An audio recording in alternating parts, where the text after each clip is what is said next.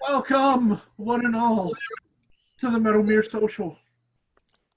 As always, we're recording this so that anybody who can't make it can hear and watch the videos afterwards. We'll upload them as soon as I remember to. And if anybody wants to go back and watch past socials, they are all on our YouTube page, so you can actually access all of them. Surprise, we have a YouTube page. We do. Not a lot on there yet, but we're getting there. There's old promotional videos from past events that we've done. It's true. And we have some plans for some new things as well, but we'll get there. Which, by the way, Caleb, if you're interested in helping with those in the future, I'd love your input. So, okay, so we have a few things to kind of talk about. I've got an agenda here that I'm going to tackle. Ryan, as the other GM on here with us, feel free to jump in anytime that you want to. The first and probably biggest one that I want to talk to you guys about is a season update. It's with a heavy heart that we have to make this announcement. Matt, I can already see it on your face. Due to the way that COVID has been in the area, we're going to have to cancel. At this point, we're going to tentatively cancel the rest of the season. Now, if things get better, there is a possibility that we might try to do some pickup games. But as opposed to just canceling everything every month and going month by month, we're making the decision to go ahead and cancel it. And part of that decision comes from the number of new cases that are happening in Springfield. Yesterday alone, we had 169 new cases, and that was the third highest day that we've had in Springfield. So sadly, it's not slowing down yet here. Yeah, Matt. Do we have a criteria that needs to be met before we can resume our games? I mean, is there something that is already planned, like if there's no mask order, or if the daily numbers get down to a certain number, or, you know, is there a goal to be met? Because I would make it happen. I wish you could make it happen.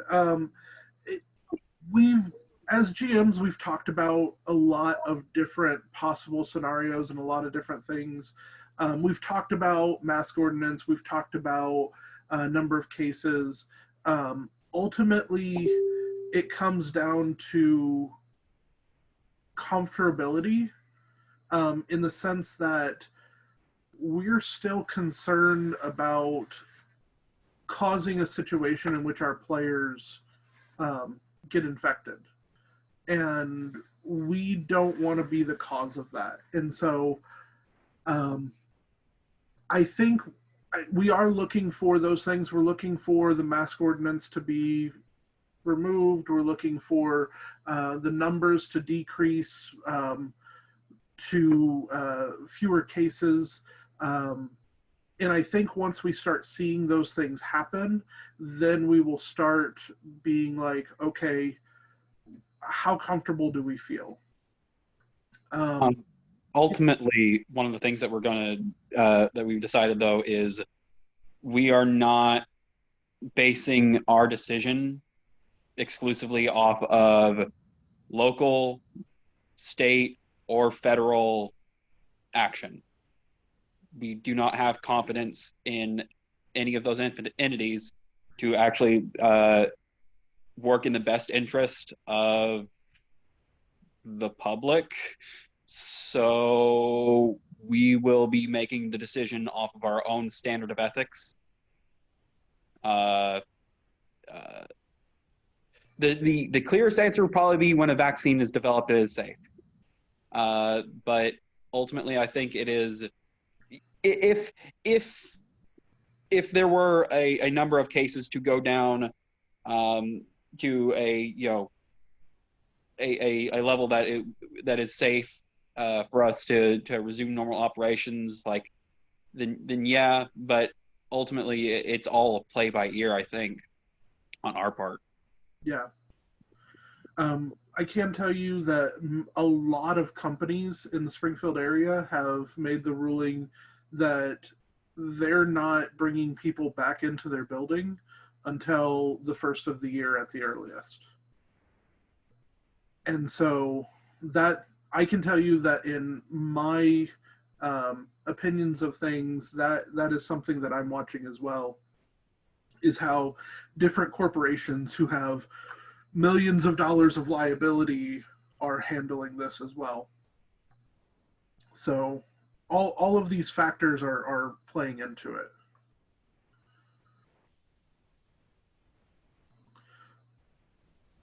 Yeah. I know that's not what you wanted to hear, Matt. And trust me, we want to be out there and swinging foam swords at each other as well. So, well, with that in mind,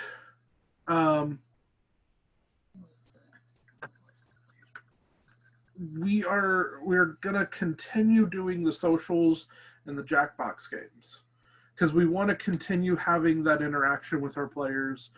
We want to continue trying to bring as many people together and involved in our LARP as we can. So with that being said, if anybody has any ideas, has things that they want to do, a couple weeks ago, or April had mentioned about the character building workshop. We ran one of those. We'll probably run some more of those because it seemed like players were having a lot of fun with them. But again, if you guys have ideas of things you want to do, shoot them out to us. We are more than happy to take a look and see what we can come up with. Also, we might just find some other online game nights where we all just get together, goof around, and play something online. Who knows?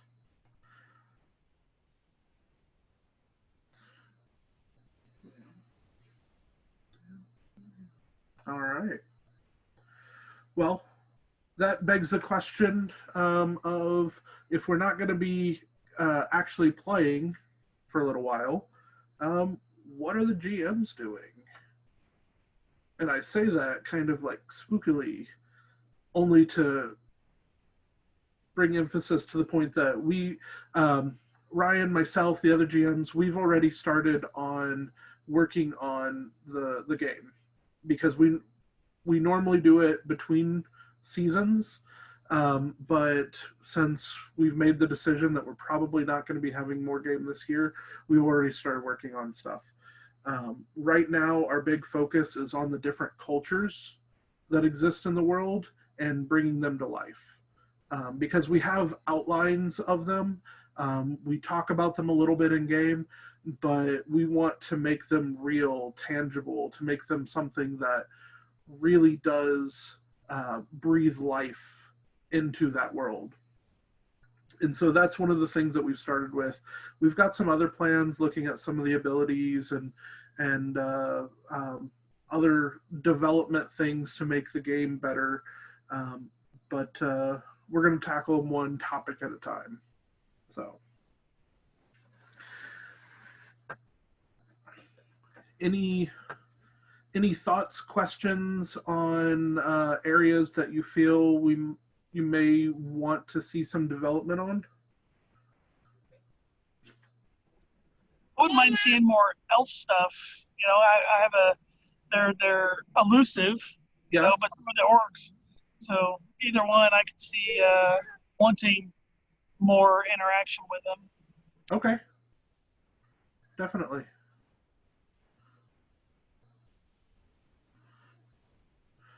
Caleb, Kayla, I know you guys are pretty new to the world, but is there anything that you found yourself being like, man, I wish I knew more about that? I would like to also know more about the elves. simply because I think that's where my mind is going. Okay. I'm sorry, I just like sent a chat, but then realized it was privately. What is the season parameter? Like, is it a calendar year, or when do you start? Yeah, that's a good question. We have a general season that starts, I believe, March through November. Okay. And we sometimes will do little promotional events in that off time. Like in December, November, December time frame, we like to do a Christmas celebration or holiday celebration. Sure. And we get everybody together, we have a party. And last year in February, January. was it January? Yeah. January. January, we did a in-game event. It was a masquerade. Fun. So we sometimes do some stuff in that time frame, but it's a lot of us working on the system, trying to figure out what didn't work, what worked, how do we continue working with the players in new and interesting ways. We come up with a general storyline for you guys, all that fun stuff. Okay, thank you. Okay. Yeah, for me, I think I would like to be shown the map. Yeah. We'll explore that in a little bit. Yeah. Kayla, is there anything specific that have you read over the elf? What you've got about the elves so far, and if so, what specifically do you feel like anything we're missing about the elves? Because to be honest, elves are the thing that we're working on probably the least at the moment. We're pretty satisfied with some of the concepts we've got going for them, but if there's specific things that we've left out of their culture or their identity, we would like to hear suggestions on what to flesh them out more on. It's been a minute since I've skimmed over the stuff that's on the website. Thank you, April. But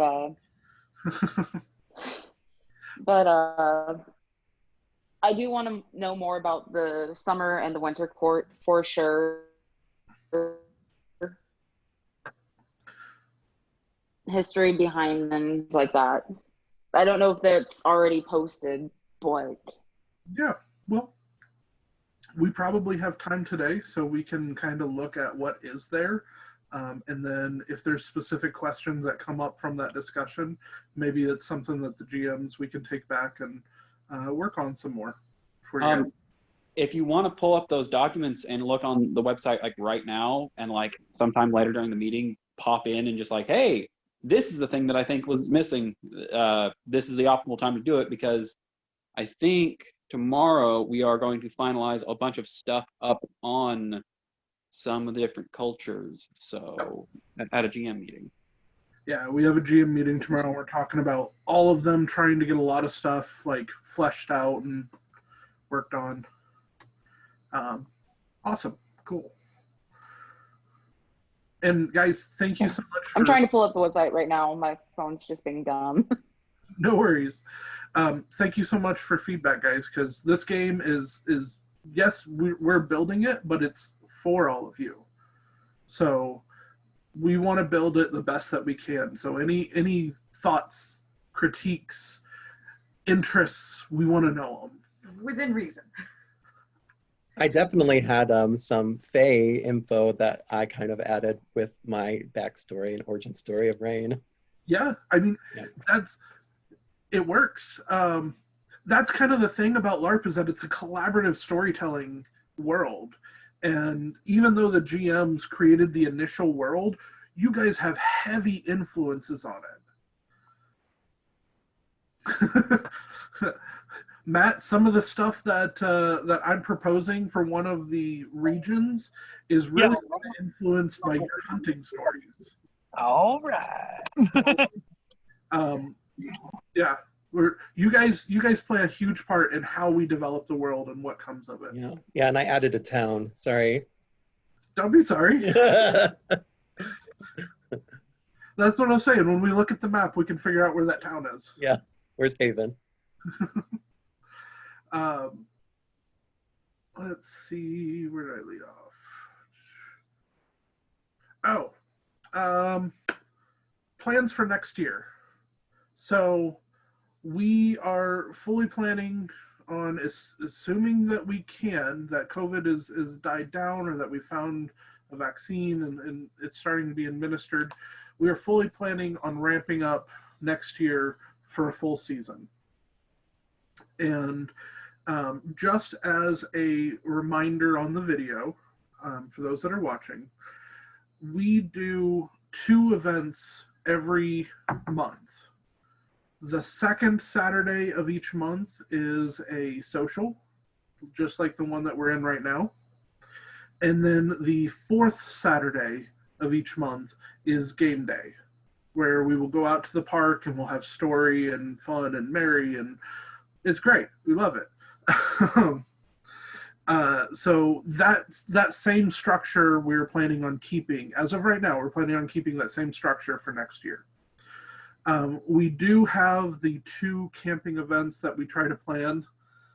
And those 2 camping events are normally in May and October.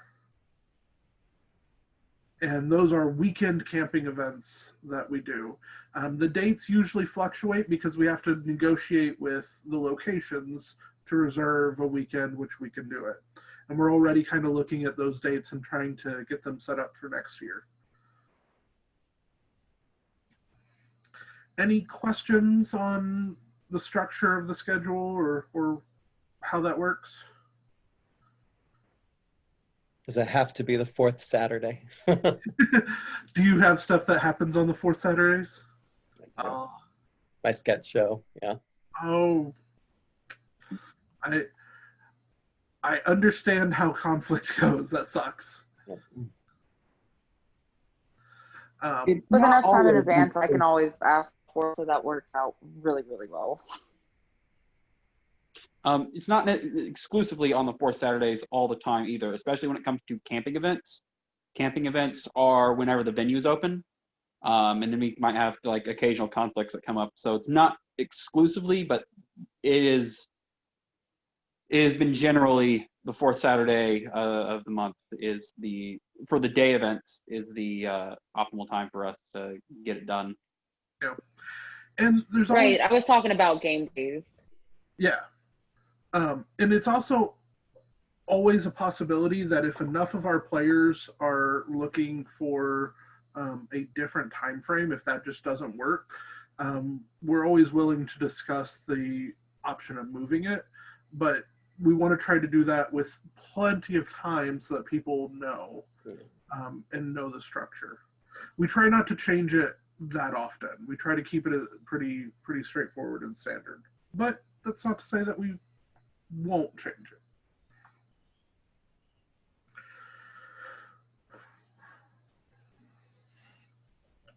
So that's kind of our plans going forward. And I wanted to take a moment to talk to you guys about how to be involved in the game, especially since we're still going to have this dead time between now and next year, hopefully. As it is right now, the civil service system, you guys can still be involved with things, helping us find props, donating things, working on your kits, working on your garb or your clothes. We can do workshops around how to make certain types of items, armor workshops, helping you find armor if that's what you're looking for, all kinds of stuff that we can do for specific topics. And we can have those socials, and sometimes we can do some more small group things. So like one-on-one conversations or small group, hey, this is a template that I have, want to show you guys how to use it type of thing. But then there's also what you guys have already been doing, and that is the character writing. That is absolutely wonderful. I love it. I'm so happy that you guys are doing it. I hope to be putting up some more prompts for things, maybe allowing you guys to explore some of the other aspects of the world as well, and not just relying on you guys to come up with your own stories, because you guys are doing absolutely wonderful, but I would love to give you guys stuff too from our world as we do it. So we will continue on that, and I'm going to be your guys' biggest cheerleader. Advocate. That's a good word for it. Because I love it. I love that you guys are doing it. I want to see more of it. Some players don't feel super comfortable writing it, and that's okay. If you're one of those that doesn't, there's no harm in that, no shame. Just have that opportunity to read what the others are writing and support them in doing it as well. So, any questions on the writings or interaction or anything?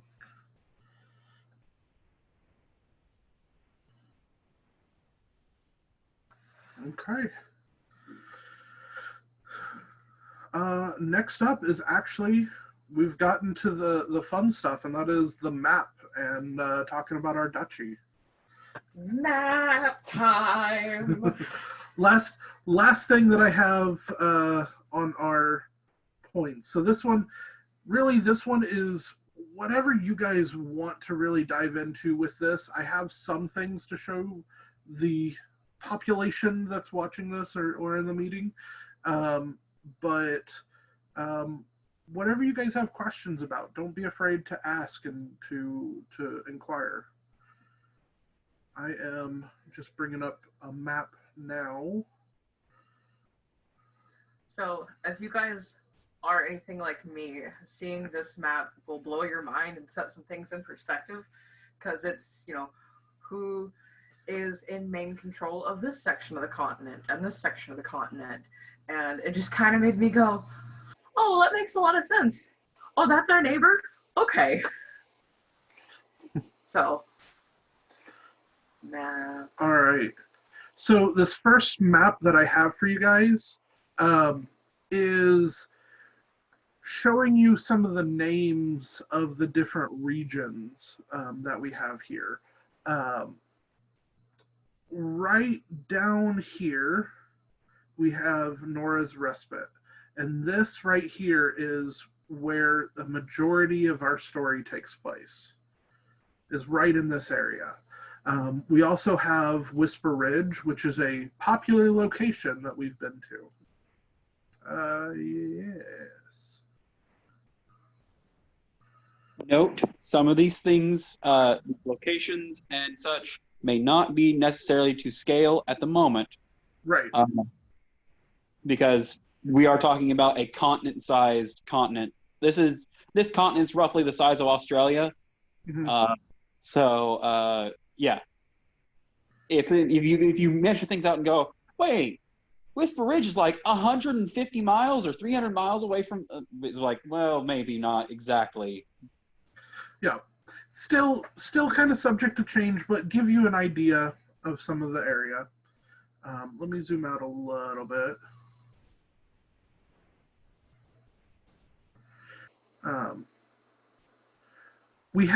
There are some major kind of city areas in our region. One of the closest ones is going to be right up here, Toralis. And then we also have... Foray. What? Foray? It's French. I'm not a great linguist. That's so okay. How is it pronounced? I do believe it's Toray. Toray. Okay. I might be butchering that as well, but it's definitely not Toralis. Well, think Versailles. It's also purely made up words, like inspired by certain languages and certain cultures. So we can kind of make them our own. Um, but so we have these two major cities that are here in our region. But you'll also notice that right up here is the Citadel. This is part of our capital for the world that we live in, the government that we live in. So our region is kind of close to it. But you can also see we have a mountain range, and then it moves over. We've got a desert over here. We've got the Badlands in red up here. Swampy area over here on the side. So we've got quite a diverse area just kind of within a traveler's region or traveler's path to us. What are you doing in my swamp? What are you doing in my swamp? Yes, thank you, old Greg. No. Shrek. I'm pretty sure that's also a quote from old Greg. No, it's what are you doing in my waters? Oh, okay. Old Shrek. Old Shrek. Old Shrek. Um, Do you like the way the water reflects off my ears? So quite a bit of stuff here. We've got some descriptions of different areas on the website right now. That's part of the stuff that we're expanding on and working out. But let me switch to another map that'll show us some of the divisions of the areas. Let's go with this one.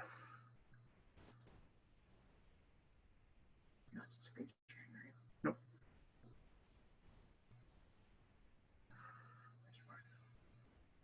Well, I was screen sharing a specific thing. Now I switch that thing. Switchy. That one. This one. This one. This one. Can everybody see that? All right. So these divisions that we have here are really important because as you can see, the area that we're in down here, this entire peach, we'll go with the color peach region. This is our duchy, the Plains Duchy. And so it takes up quite a bit of room. But we also have the capital, which is here in blue. We have the forested duchy to our north. We have the Badlands Duchy that's here in red. And then we have the Desert Duchy over here. So all 5 of these regions belong to our government system. One of the things we will be doing tomorrow is naming these duchies in their like specific regional naming conventions and everything like that. So there's some operative names going on right now. It will no longer be called the Desert Duchy after tomorrow, hopefully. But if you notice, there's also these 2 other regions here.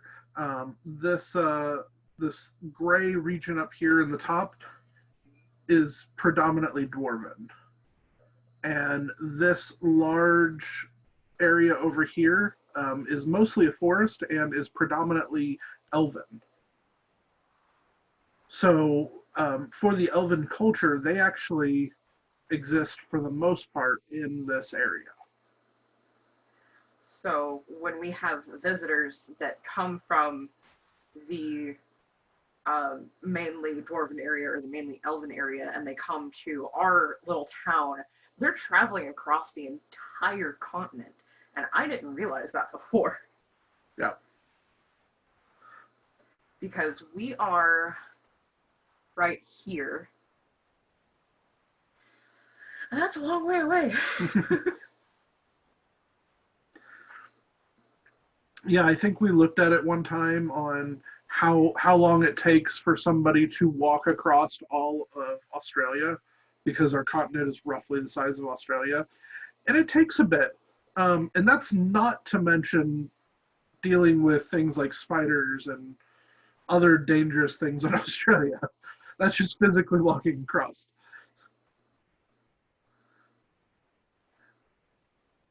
Wandering horde. Yeah. Random things that want to eat you.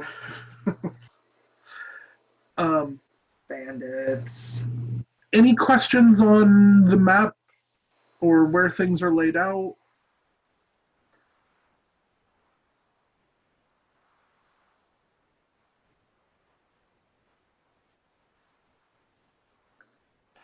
Nothing? Nobody? Why is it called the Badlands? That's a great question. So part of that we're working out right now. We have some thoughts. It's a very dangerous area, Okay. and it's inhospitable for a lot of life, and so we know that you have to work in small community groups to kind of survive in that area. And so what exactly is going on, how the daily life is there, we're kind of figuring that out right now. They are also named after the American Badlands, so like it's the same type of top or geographical and climate, local climate. Ecology, that's the word I'm looking for. It's the same type of ecology that that exists in the American Badlands. My brain is having a dumb Ryan. Can you describe that? What sort of ecology that would be?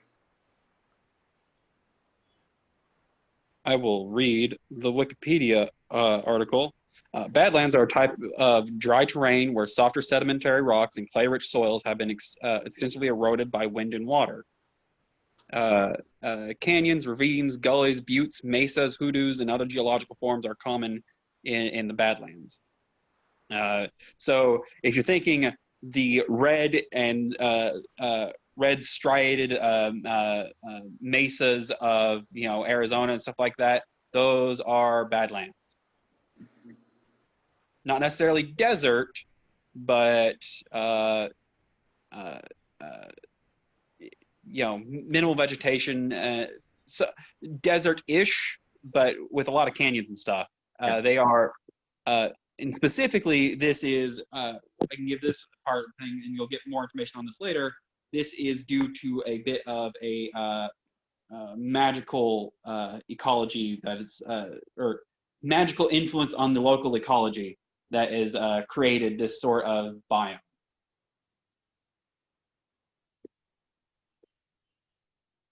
Okay. And so there's a lot of stuff that we're trying to kind of nail down and get more descript on. So by all means, don't be surprised if after our discussion tomorrow some of this changes. That's why we're not going into too much detail on everything.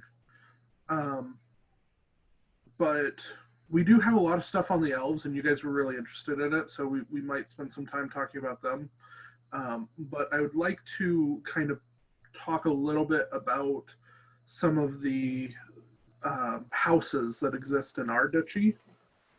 Real quick, feel free for anybody to pop in with a specific question. We might have a non-answer for it right now, but it will help us to answer questions tomorrow. So if you go like, asking like, why is it called the Badlands and what's it look like and stuff like that, that helps, because we can either come up to a conclusive answer tomorrow or revisit it tomorrow. Yeah. Yeah. Will these be posted on the website at some point? If they aren't already, I mean. Good question. We have some basic descriptions on the website right now, but as we're working on this, we actually are planning a rollout schedule. So each area we're probably going to be rolling out once a week or so some new information on each one. So like next week, maybe I'm not entirely sure, but let's say next week we might do the Badlands, or next week we might do more focus on our area or on the Elven region, or different things like that. And then the week after we'll do another one, so that we're continuously putting out content for you guys, but we're not just doing a total dump all at once. But yes, as things are rolled out, they will be attempted to be integrated into the website as much as possible, so that everybody has the resources permanently. Yep. For access. And for anyone who wants to know, because I got curious, the time to walk from one end of Australia to the other is approximately 34 days. Woo! Without stopping. So, if you want to do a 34-day walk,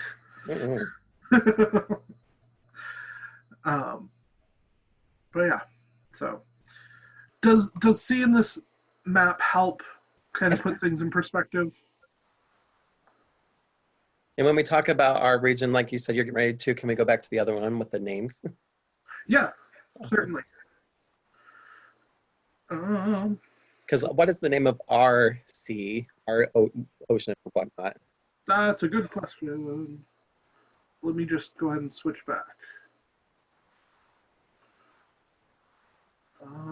This one. I have a question while you're pulling that up. Yeah. Are we...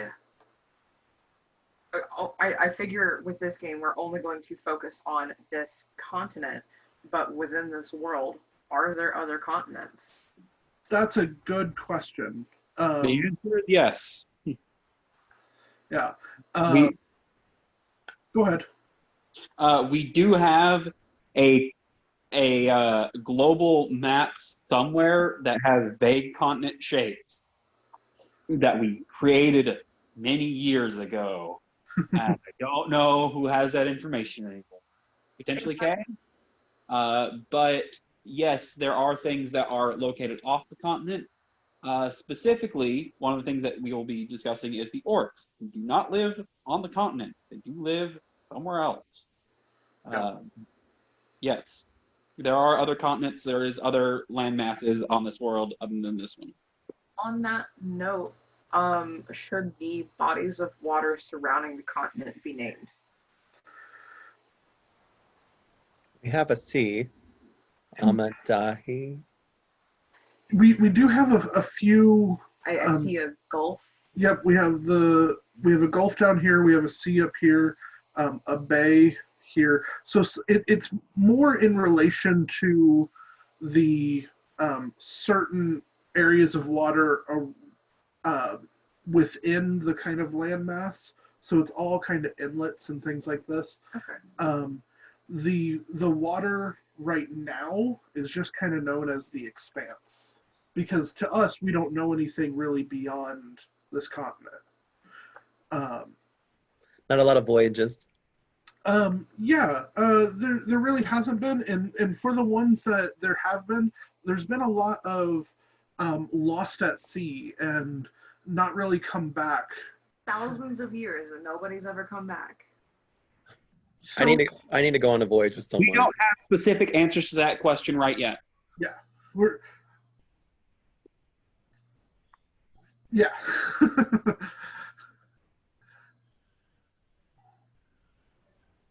So, right now, this is the known world for us. That's fine. I just go poke. This is the world that the GMs know about, because Yes. this is the amount of detail that we are able to put in that is relevant to the players. Now, the Fae community, are they on this continent or is it that a different one? Fae is a different plane. That's a different plane, right? So potentially could be another continent on the world. They may have influences, the Elven culture has some has a lot of Fae influences to them, and you'll find that from time to time there will be specific creatures or specific storylines or things like that where the Fae have had their hands in things. But as it is right now, the actual Fae world is another plane entirely. Yeah. Same with Imperium, which is the more demonic angelic world. That is another plane entirely as well.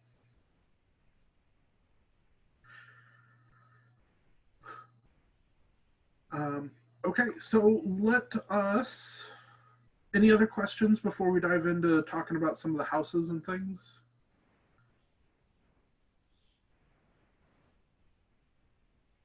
Okay.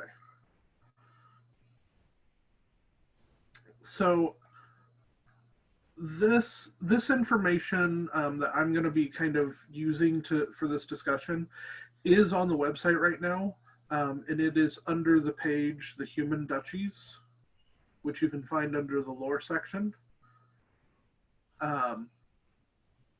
And we have some light information on a bunch of different houses and each of the different duchies, a little bit of geography, and some things about some notable cities, which all of those notable cities are on this map. For our specific duchy, there are a few houses that really kind of stand out as major players in our world. And each of these houses are nobles that own land and have a great deal of influence in this specific region.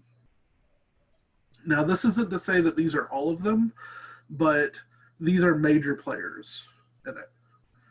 We have House Royce, which is the biggest one for our players, and that is our local kind of noble establishment and government.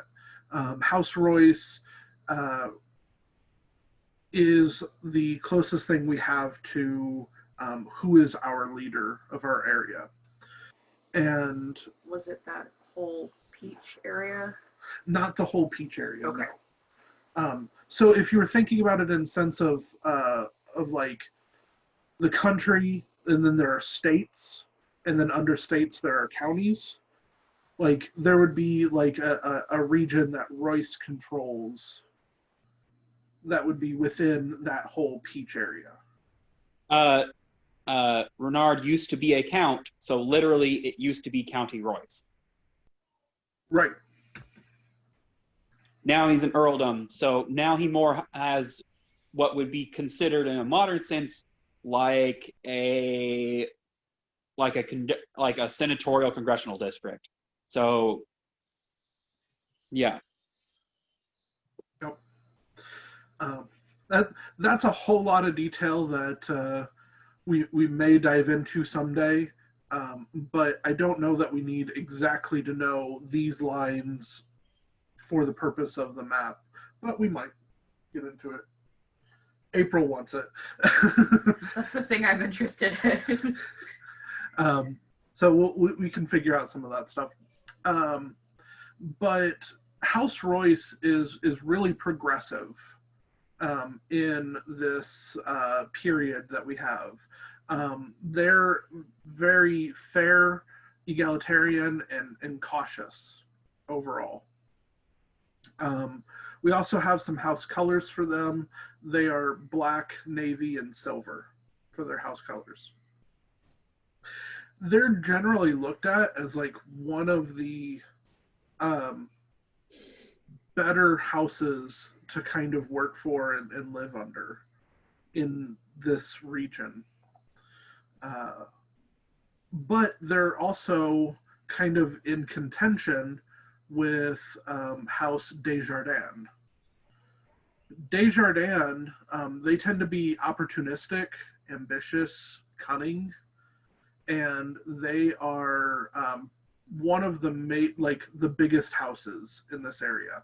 And there's a lot of contention between these two houses. And so you find that some of the other houses in this region are kind of teaming up Like they'll support one house versus another house type of thing. And the biggest house that is going against Desjardins is House Jernigan, and they're our closest ally right now. So House Desjardins and House Jernigan are the two biggest kind of forces that are rubbing against each other in our world. I'll put this a little spin on it. They are maybe not our closest ally, but they are definitely our most powerful ally. Yeah.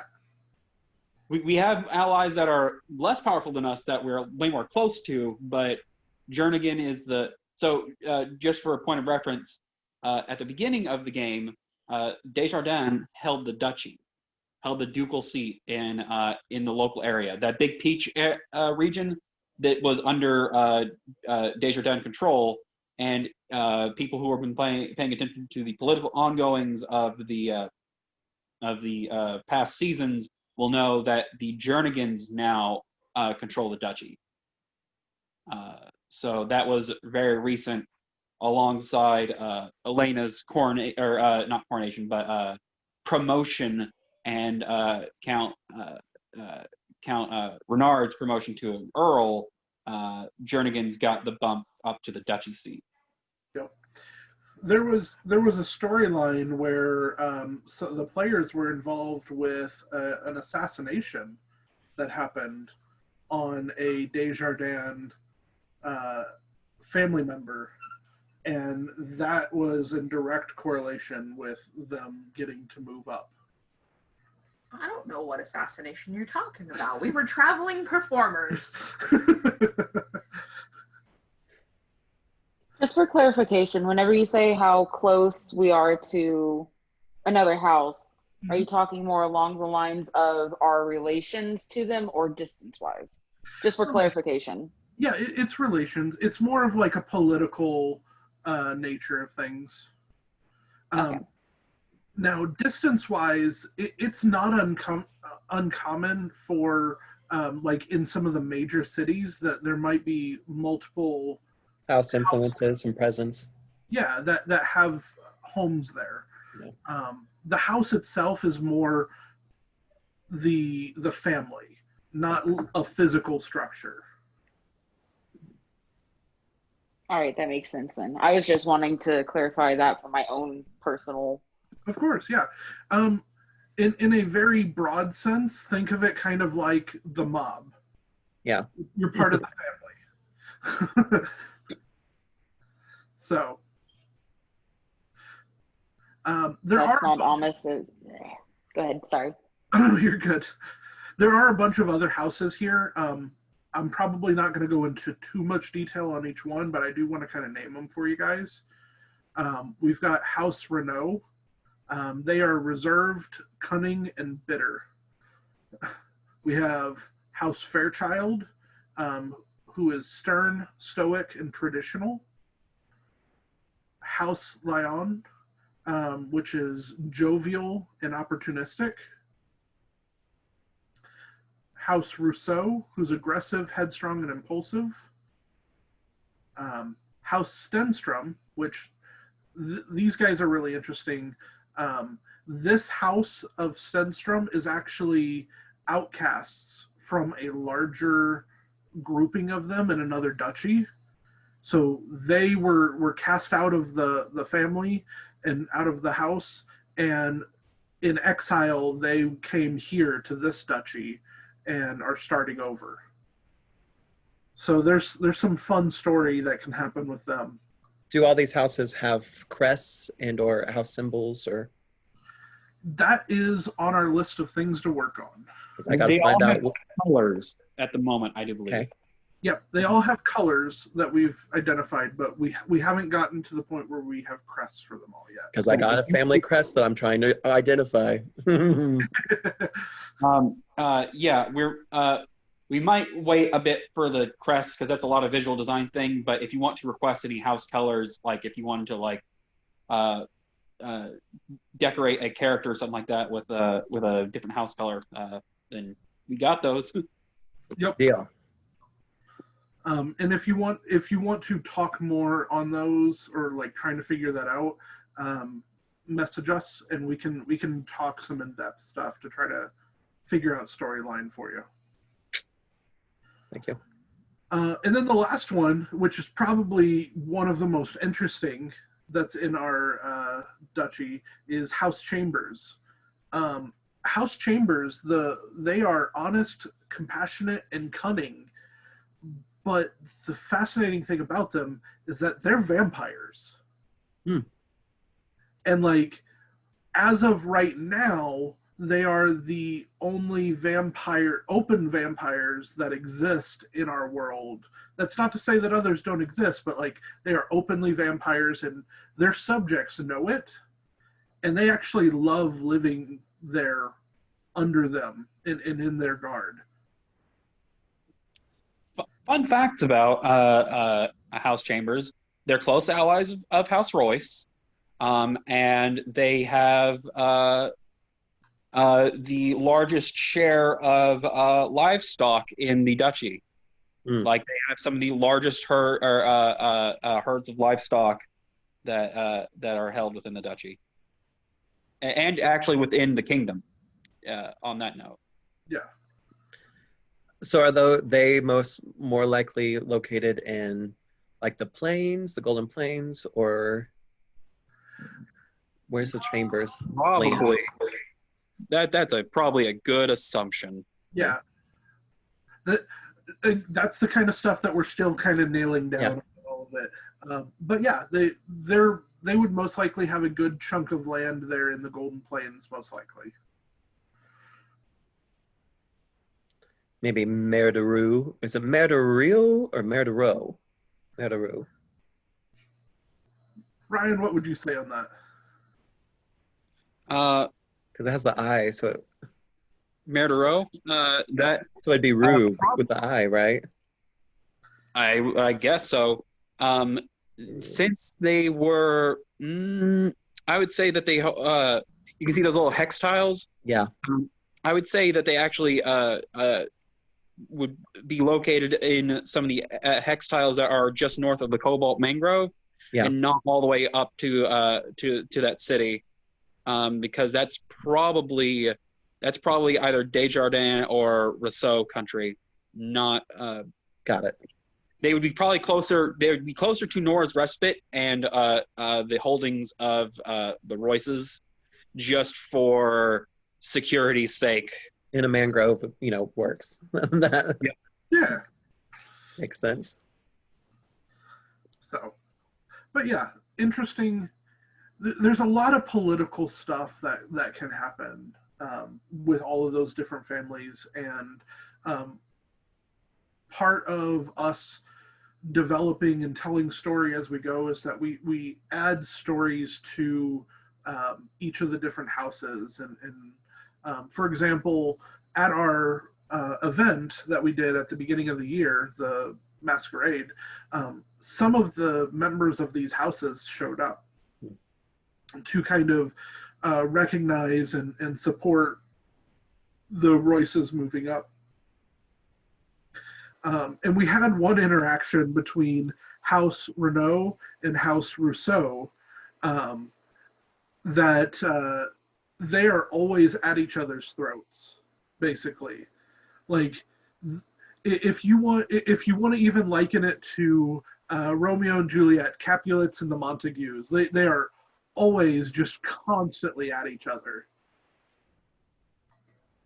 Even to the point where they did a duel at the masquerade. Scandalous. Right? So that's a lot of the details about our local duchy. We're still kind of designing some of it out, but there's a lot of room to explore through story. Any questions? Anything that I can help fill in? I think I know where Haven is. Where are you thinking? So in between Nora's Respite and Ashton, the dot that's beneath the E of Maris. So right here. Yeah. So that would be a lake there. Yeah.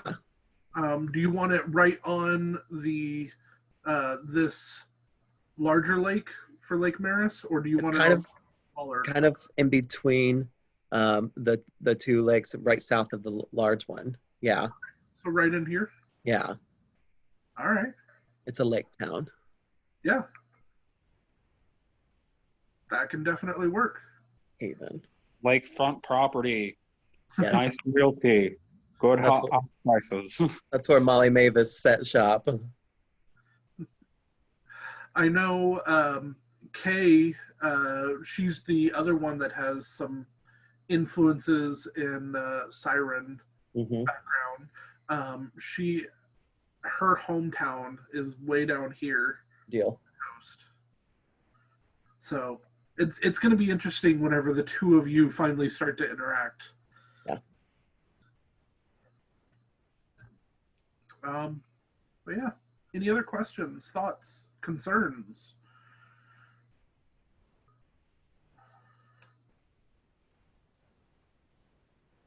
It's exciting. Cool. Well, do you guys want to talk elves?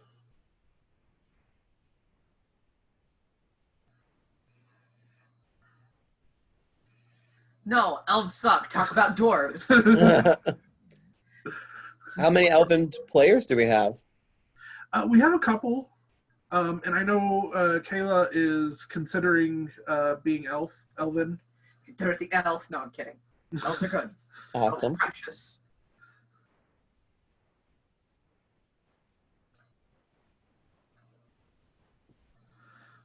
So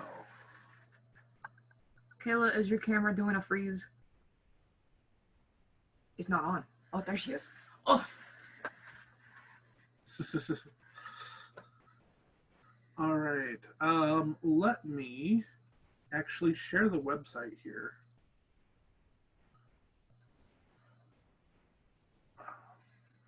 Bring this over here.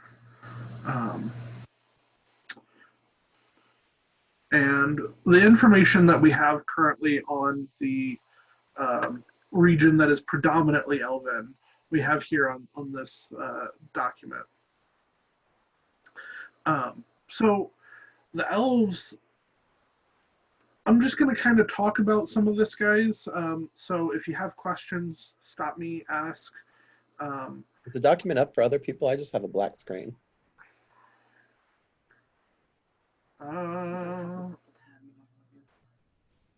you're still sharing that. There it is.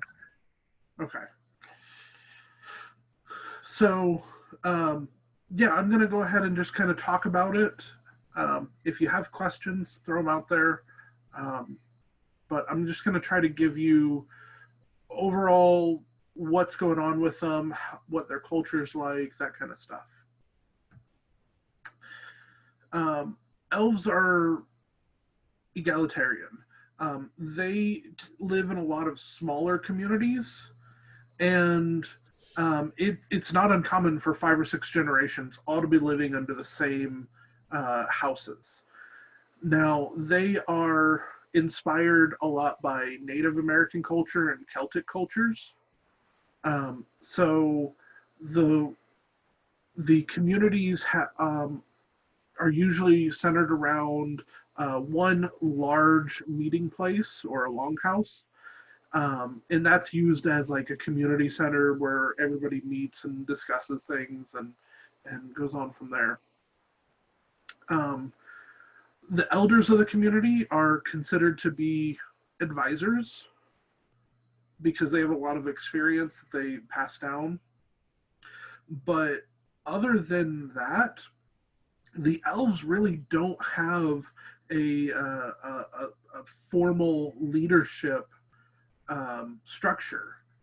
They kind of look at, well, this is what's needed, so this is what I'm going to do. It's not uncommon for a hunter to say, oh, we don't have a blacksmith, I'm going to learn how to blacksmith, and start kind of taking on that role. They're very fluid and they shift quite a bit in what they learn and how they work. it should also be noted that this is almost like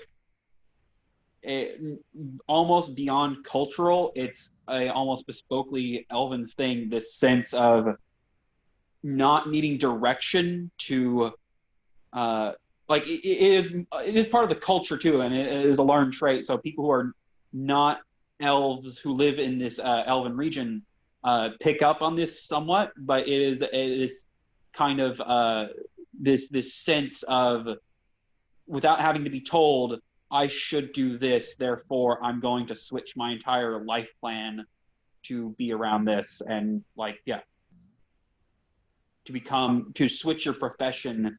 That profession is not tied to identity almost. Yeah. Actually, not almost. It is. The concept that identity and profession are one and the same thing is not part of elven culture. Kind of an alien feeling to a lot of us, but we wanted to have a very unique feel to their culture. Now, the beliefs of elves kind of they take a lot of inspiration from the Native American and Celtic cultures as well. They're very spiritual. You would even say that they're druidic in nature. So, if an elf needs fish from the river, it would ask the river for the fish, and whatever fish they gained through fishing, that would be a gift from the river. And same as with like a bow and arrow. They would carve faces into their tools, into their utility, into the clothing that they wear. They would draw faces on their armor and things like this, and they would speak to the items themselves and ask for them to support them in what they're doing. And if those items support them, then they will do well. So if you ask the bow to make the arrow fly straight into its target, and it does, the bow granted that to you. And so it's an extension of these spirits and themselves all working together.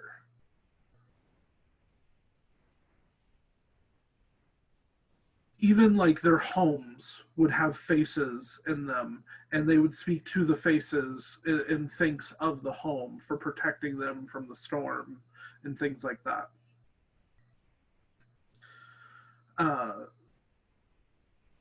To the elves, this world is it. When someone dies, they don't move on or transcend or anything like that. They return to the earth from which they came. And for funerals for them, it's a celebration of life. And it's celebrating everything that they've done and what they've brought to their community, celebrating the family in which they came from, their friends, and because the family and friends are who they live on through.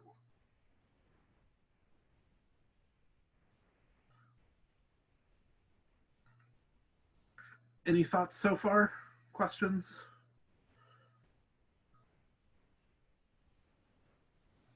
So just making sure this is general, like if you were to find a high population of elves. Mm-hmm. Okay. Well, I mean, this is just elves in general, like how their culture is. So, like, there are some larger cities that exist in the Elven region, but for the most part, they tend to live in smaller communities. And really, those larger cities are broken up into smaller communities anyways. So it's just a lot more people all in a smaller area. Got it.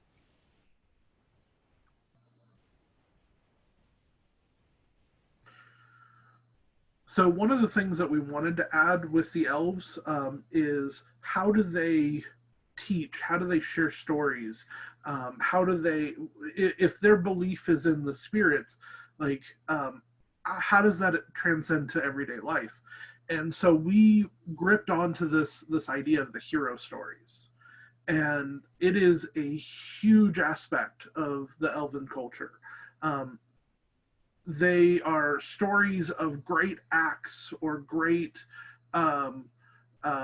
things that have happened, or kind of life lessons learned through stories. You can think of it kind of like a mix between Aesop's fables and King Arthur in the Round Table type of thing. And so they love these stories of others and the inspiration and joy that you can get from learning lessons out of these stories.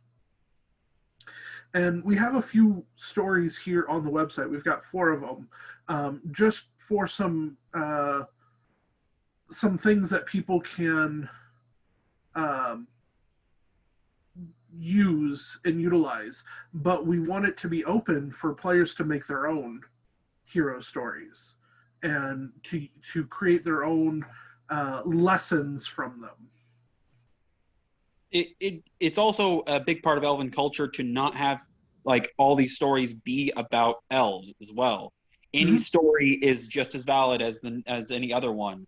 So if you were to say to play an elf, you wanted to tell like, and you the player know pretty well like the story of the Epic of Gilgamesh. You can tell the story of Gilgamesh and Enkidu and how they met.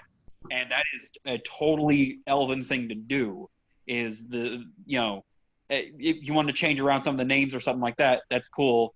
But yeah, any sort of hero story or myth or something like that is very like, or you wanted to tell a story of a dwarf that did something off in the Dwarven lands that also tracks.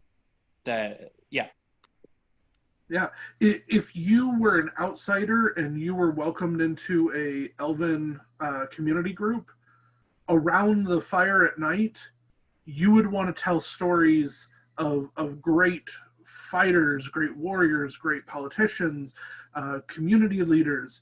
Telling stories of others is a great way to get welcomed into the elven culture as an outsider.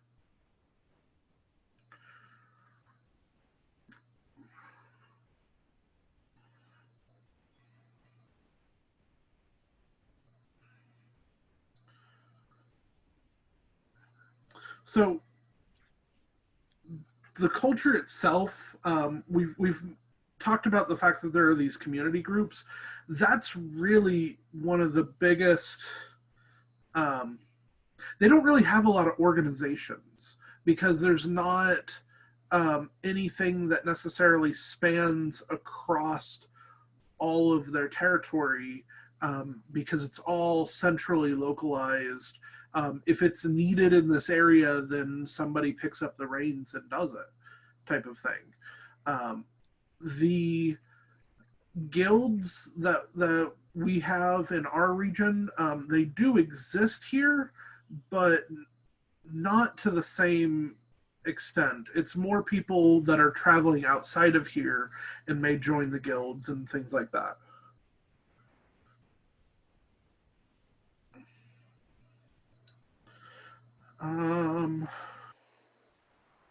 Let's see. Oh, commerce. That's a fun thing to talk about with the elves, because since the elves are so community driven, they really have no use for coin. And they do keep coin though. Like if you have a trader that comes through, they will go to the central place where they store the coin for the community. And if they need things, they will take from that coin and they'll pay the merchant. But if they sell things to the merchant, they just take that coin and put it in the community pot. So do they work mostly on a barter system? Yes. Is that what I'm gathering? Yeah, they would much rather barter for something than to use coin. But it's not to say that they won't. They understand that outsiders use coin, so they're not going to stop working with them. They don't really see the value in it, but they see that others do. Internally, though, They know it's useful. internally though, it's not even a barter system. It's pretty much straight up communism, like ideal communism. Of I have this, you need this, you take this, I'll take the thing that you make. Maybe if I need it, it's that's it.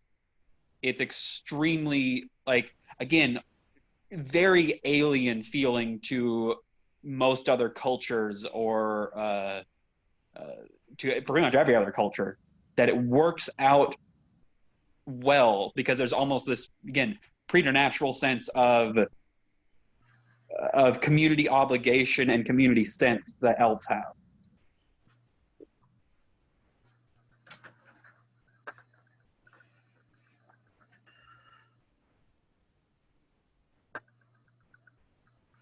Cool.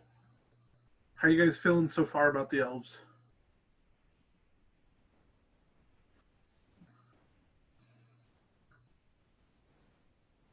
Well, we do have two major elven cities that we've kind of come up with.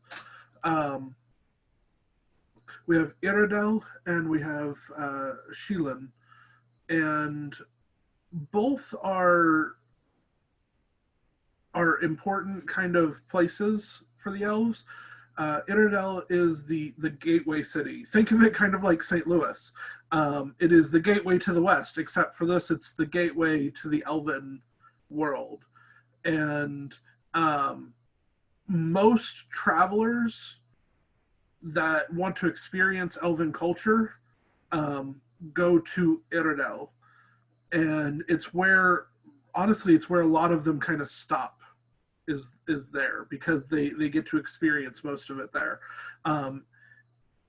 It's also kind of a way for the elven culture to kind of put something out there that others can interact with, that they don't have to come all the way into the elven lands to be a part of.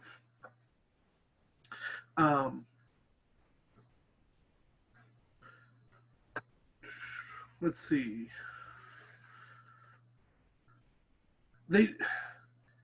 It's kind of interesting. This city doesn't really have borders, like it doesn't have walls or anything like that, but it does have these spires that they've built that kind of denote the edges of the city and the community, and it's one of the first kind of clues that you are walking into the elven territory here.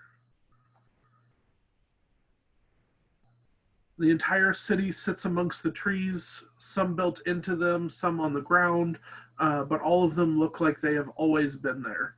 Iredell has also has a very large market area filled with carts, small stands, but at the center is a large cauldron bubbling with an enticing aroma. Rumor is that no matter how many eat from this cauldron, it is always full, and that one bowl will sustain a person for up to 3 days. So, a bit of magic and artifacts going on there.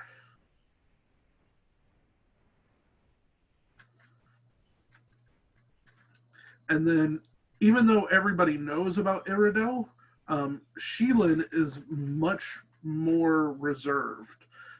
It's actually a hidden city.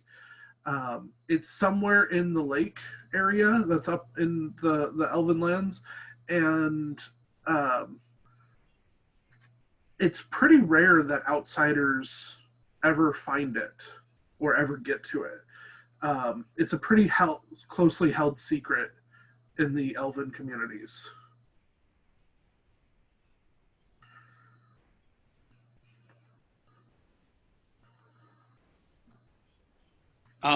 If you guys are familiar with Irish mythology, there's the the 4 cities that Danu and the children of Danu, the Tuatha that they went to before they came back to Ireland, and there's mystical treasures and stuff like that that were hidden in there, and that's basically what these cities are loosely based off of.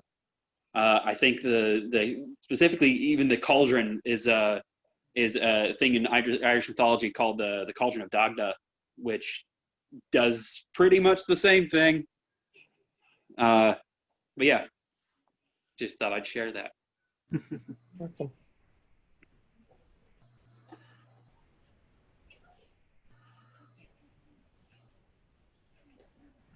Well, I myself am gonna get going.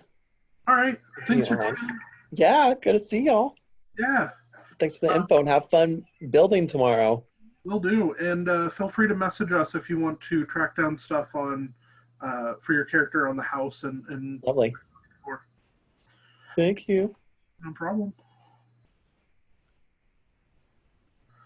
Well, last big thing that we have here for the elves is really just how their seasons change.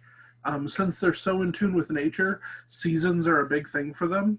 And they have 4 seasons. They have growth, challenge, celebration, and return. It's kind of based off of the hero's journey. Growth is a time whenever green returns to the land, making bushes, trees more full and happy. A breath of life is brought back into the natural world. During this season, there is an equinox celebration that happens, a time when light and dark are once again in balance, and light starts to take claim to the days. Sorry. These celebrations are normally full of flowers, bright natural colors. Traditionally, this event symbolized by a great tree, a representation of all phases of life and how we are all connected like the roots of the ancient wood. We then have challenge, which is during the hottest parts of the year. It's a time for testing one's abilities and finding new challenges to rise up to. And this also the season of the hunt. Many of the elven people will hunt and fish during the season for food. We celebrate the solstice at this point, where the sun is at the highest in the sky, and the solstice is the time of competitions, festivities, and large gatherings.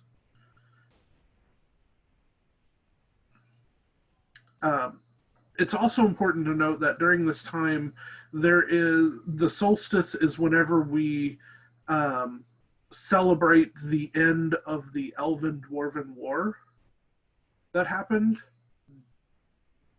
thousands of years ago. And there's a caravan that leaves from the Elven world and a caravan that leaves from the Dwarven world, and they actually meet at the solstice, and they have a large celebration about it.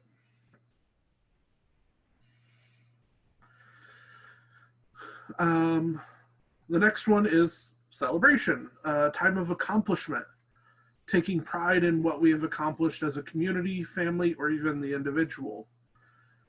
During this season, the elves traditionally recognize the second equinox of the year with a massive feast. Once the harvest has been completed, the extended families get the opportunity to rest and reap what they've sown. And so it's a time whenever they are thankful of what they've accomplished.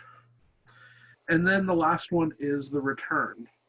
Return is a time for reflection where most elves return to their families and take time to reflect and remember those that have come before them.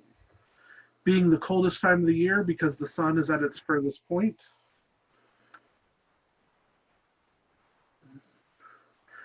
Oh, 1 second. It's at its highest point. Yeah, basically, this is a time whenever elves will come back home. They pay respects to their ancestors, family members, elders, friends, pets, or even loved ones who've who have returned to which they came, in other words, passed on.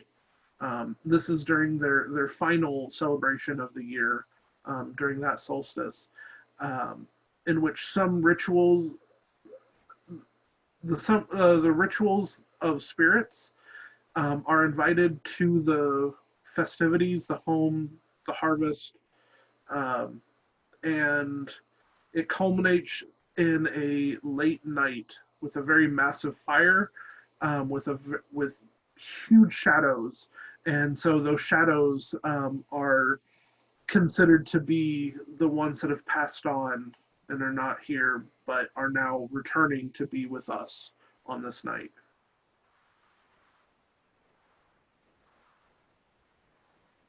So that's the elven culture that we have so far. What do you think, Kayla? I know you're interested in the elves. What are your thoughts on it? I'm noticing that they follow the path of the seasons, and I'm sure that's intentional, obviously. But I do like that it all has, meaning behind each of the seasons. They each represent something different. I enjoy it. Awesome. Yeah, we with them being so in touch with nature, we really wanted to have their celebrations and their culture kind of follow that progression with it. Do you have any questions? Anything that we can flesh out or answer? I'm gonna have to go through and reread all on my own again eventually, whenever. Well, I've got a weekend, Yeah, that's fine. so yeah, I'll reread through all of this again. I need to take notes. There's a lot of information, There is. which I'm not complaining about. I'd rather have that than very little. Right? Yeah, our big goal. Go ahead, Ryan. The big thing that we would like to know is just looking down the little topic points. Is there any information that you see that we're lacking? One of the things that we're going to cover tomorrow for the elves specifically, that we're covering for everybody else, is how they dress and maybe some naming conventions. But other than that, we don't really have a whole lot that we're setting aside for the elves. We're doing big reworks for like the dwarves and the orcs and the beast folk. But the elves, I think, are actually the things that we're currently the most satisfied with at the moment. So if there's anything that you feel like that we're missing on this front, now's the time to say something, because otherwise it's probably going to be a little bit before we get back to revamping anything on the different cultures. No, I'd be satisfied with as much as the information there. I would like to see more so names. That way helps me find a character name. Okay. So cool. That's already on the docket to address. So hopefully you'll see some of that when we roll out the Elven expansion. Yeah, that should be happening over the next few weeks. Okay. Yeah. Oh, sorry. One more thing, because I'm taking notes as I can, as fast as my little fingers can go. But I noticed that in, I think it was Challenge. No. Oh, I can't remember because I'm spacing. I didn't write it down. But something about, It's okay. something about a war between the dwarves and the elves. Yeah. And strong ties, that's what it was. But are those good strong ties or bad strong ties? Was it resolved with the war? What I can tell you right now is that right now the relationship between the dwarves and the elves has never been better. Okay. They have a strong mutual respect for one another. But at one point, a long time ago, they were at war with each other. Right. And I'm sure we- there's still some grudges held by maybe some of the outliner groups. I don't know. we haven't really explored that as a thing. The armistice between the elves and the dwarves is a neutral holiday, and is one of the big times that dwarves and elves will go to each other's lands and actually celebrate with each other.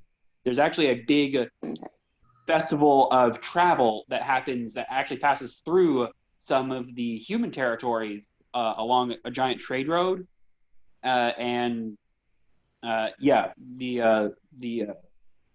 it is a mutual celebration. Uh,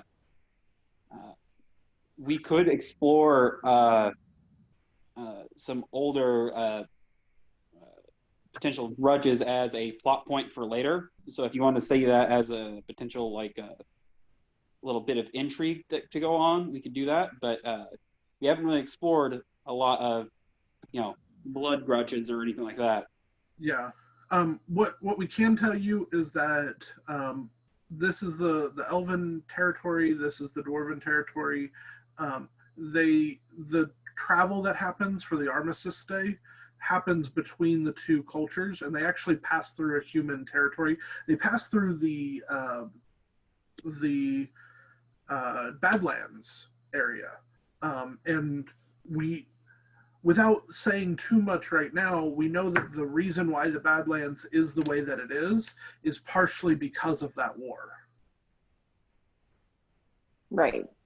So that's some stuff that will probably come out in the future, but not really going to say a whole lot about it right now. Okay. But yeah, there was a war that happened, and this is a long time ago. This is before the human kingdom really was there. There were some human settlements, things that were starting to pop up, but this is a long time ago. Got it.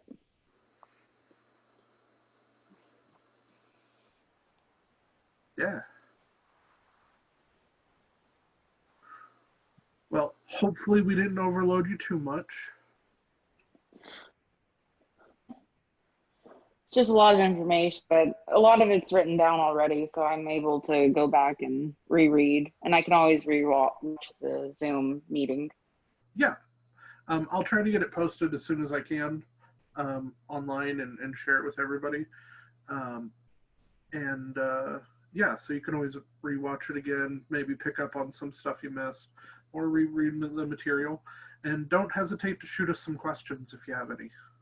Message us, because we're generally more than happy to answer anything, and who knows, you may come up with something that one of us haven't thought about yet. Yep. Okay.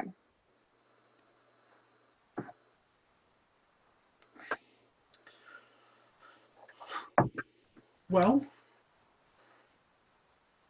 we've got you and we've got Matt on here still.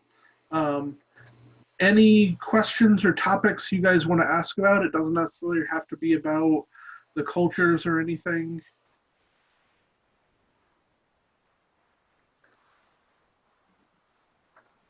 I don't think I have any questions as of right now, at least me personally. Okay.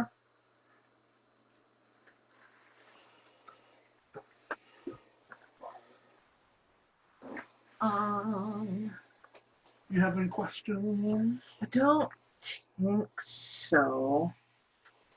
I finally understand leveling up abilities.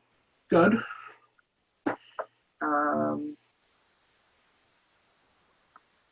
Maps are good. Maps are very good. Maps are great. The maps look amazing. Thank you. I've I've spent some time on them. We've collaborated. Understandably. Yeah, just taking the information and building them it takes some time. You did.